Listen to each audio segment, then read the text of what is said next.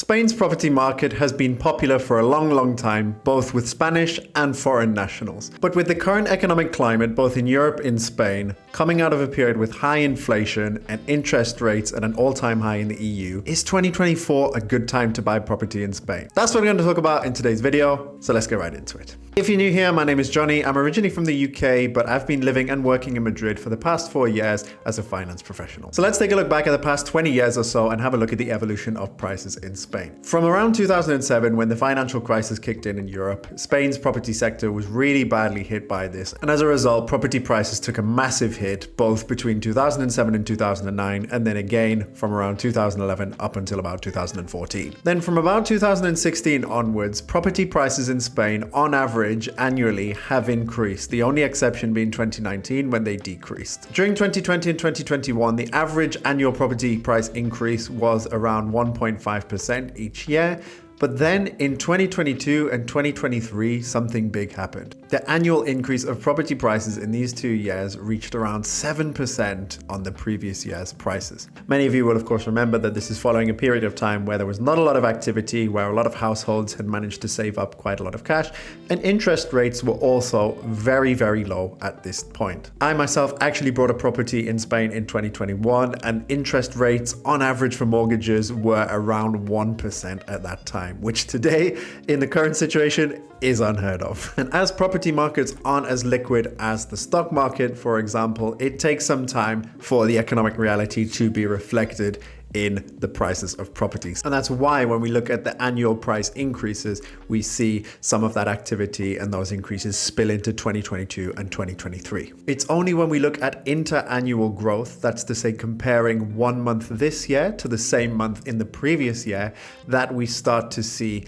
a slowdown towards the end of 2023. In the first half of 2023, you'll still see that the interannual variation is still climbing steadily, and it's only when we get to around the second half of the year that we see some of the slowdown of the high interest rates that have come in over the past year starting to take effect and causing some slowdown in the property market towards the end of 2023. Now, what we've just talked about are the average prices in Spain as a whole. Of course, some areas perform differently to other parts of the countries, and prices are not the same in Madrid, for example, as they are in Extremadura. And so with that said, I'm going to tell you where are some of the most expensive areas in the country to buy property and where are some of the least expensive areas. And I'm going to give you these results primarily by province, that's to say an area. Now, province in Spain, it can be typically, let's say we take the province of Madrid, it is Madrid capital and the surrounding areas. So you have the likes of Alcobendas, Torrejón, Getafe, all of these cities in the Madrid region, they're all included in the Madrid province. In the case of Madrid, the entire province is also the entire Comunidad de Madrid.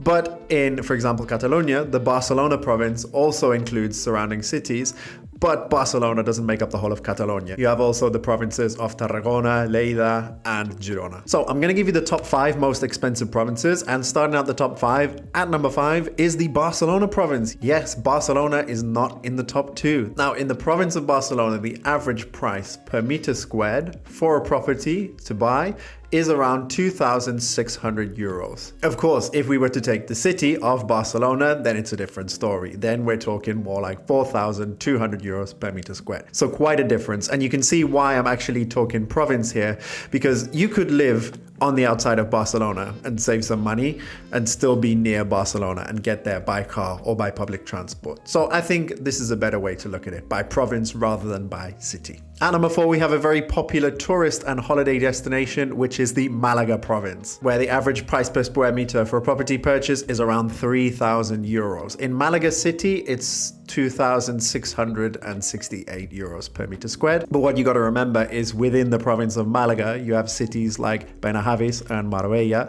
which attract a lot of wealthy foreigners who purchase luxury properties down there. So that is clearly affecting here the price per meter squared in the entire province. In third place, we have the province of Madrid. So the top 2 biggest cities in Spain are not actually the most expensive provinces to buy properties. Now in the Madrid province, again accounting for all the cities properties around the outside of Madrid, the average price per square meter is around 3,200 euros. Similar to Barcelona, Madrid capital, the price per meter squared is around 4,100 euros. In second place is the province of Guipúzcoa in Euskadi, or the Basque country, which has an average price per square meter of 3,500 euros. And within the Guipúzcoa province, you have San Sebastián and Donostia, which is actually the most expensive city in Spain per meter squared at around 5,300 euros. San Sebastián, very close to France, attracting a lot of cross-border tourism. And even from outside of Spain, people come and visit San Sebastián. Very nice place.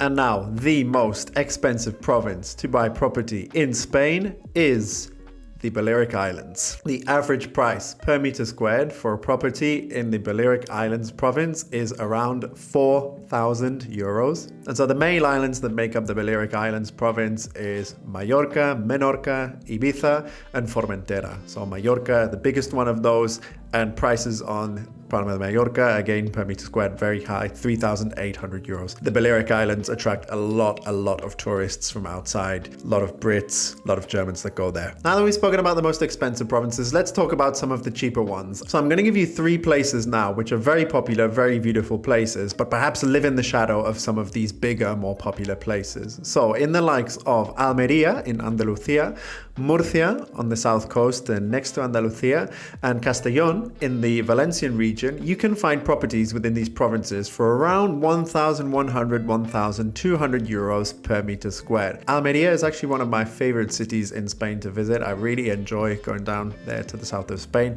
Not as busy, not as many people as in some of the other cities in the south. Murcia, very nice as well. And Castellón, I've not been to, but very, very close to Valencia. And as you can see, property prices a lot lower than they would be in Valencia. And these aren't even the cheapest provinces as well. If you look in the provinces of Toledo, Cuenca, León, Ávila, Jaén, you can find the province, again, not the cities within them, you can find an average property price of around 900, 800 euros per meter squared. But the cheapest province per meter squared for property in Spain sits within Castilla-La Mancha and at only 745 euros. The lowest average property price per meter squared in Spain can be found in the Castilla-La Mancha Autonomous Community in the province of Ciudad Real. Now, I've never been to Ciudad Real. Geographically, it kind of sits in the middle of nowhere, but it is connected to Madrid by train. There are roads that can get you there as well. And within an hour, 2 hours, you can be in Madrid. And at the same time, in 2 or 3 hours, you could also be on the south coast of Spain in Andalucía,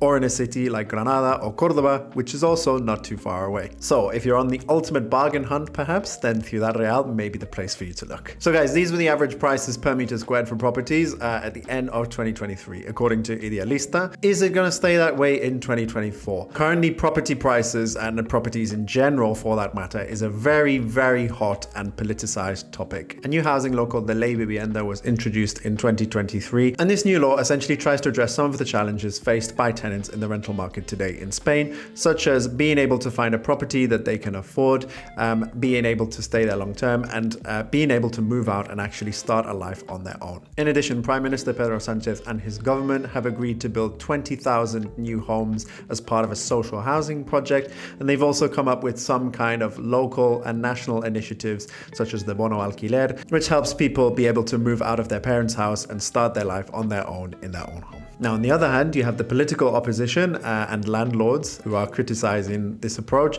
saying that it is interventionism and that it will negatively impact both the rental market and the overall property market in Spain. And they argue that rather the affordability situation of both rental and properties to buy reflects more the shortage of housing that there is in Spain, rather than the fact that prices are inflated. Now, outside of Spanish politics, outside of the economic situation in the country and the EU with interest rates, it's also important to consider the role that foreign investors play in the Spanish property market. Both individual investors that are maybe buying a holiday home or buying a rental property, as well as institutional investors who've also been looking at buying properties in Spain for investment purposes. And this may offer some explanation as to why, despite the current housing situation and affordability issues and economic situation in Spain, the property market has still been increasing over the last few years because of foreign investors. On average, foreign investors make up 15 to 16% of purchases, But media outlet El Economista reported that in the first half of 2023,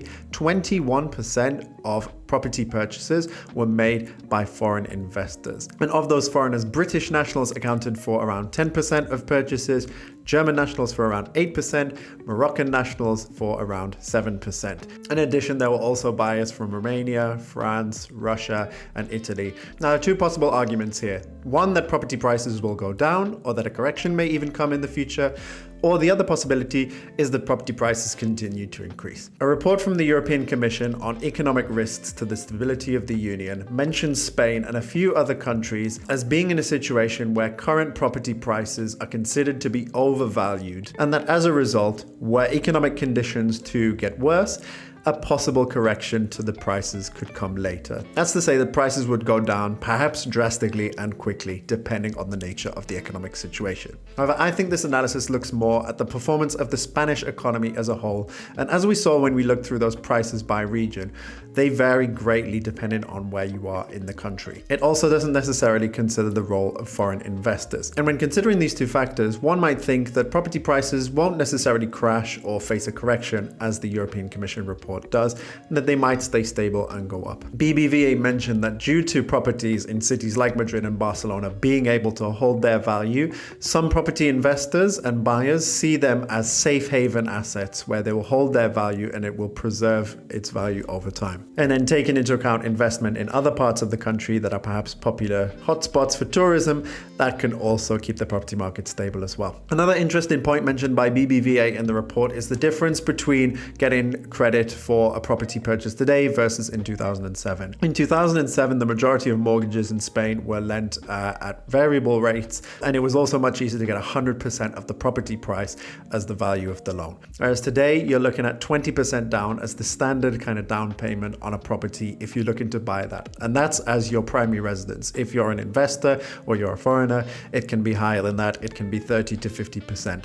It is possible to get lower if you're able to negotiate very good conditions with the bank, or there are cases where for younger people, certain banks are offering 95% mortgages as well in certain conditions. Additionally, in 2022, around 65% of mortgages taken out were at a fixed rate rather than at a variable rate. And unlike in the rest of the EU, where property construction slowed down in the fourth quarter of last year, in Spain it has actually been increasing. So Spain has managed to maintain a constant rhythm of property construction, suggesting that there is still demand for Spanish property and that there are still potential buyers out there that would consider investing in property in Spain. Drawing that all together, very difficult to make an accurate conclusion and a good estimate of what might happen.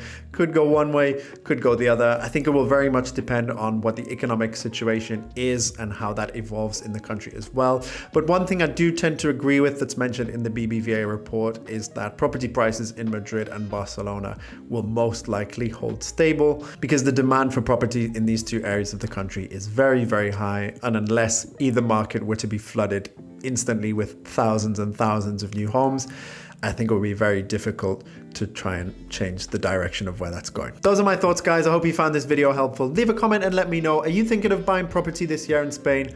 Where are you thinking of buying? And what do you think will happen with the housing market in the country? Till next time, I'll see you on the next one, and let's get this money.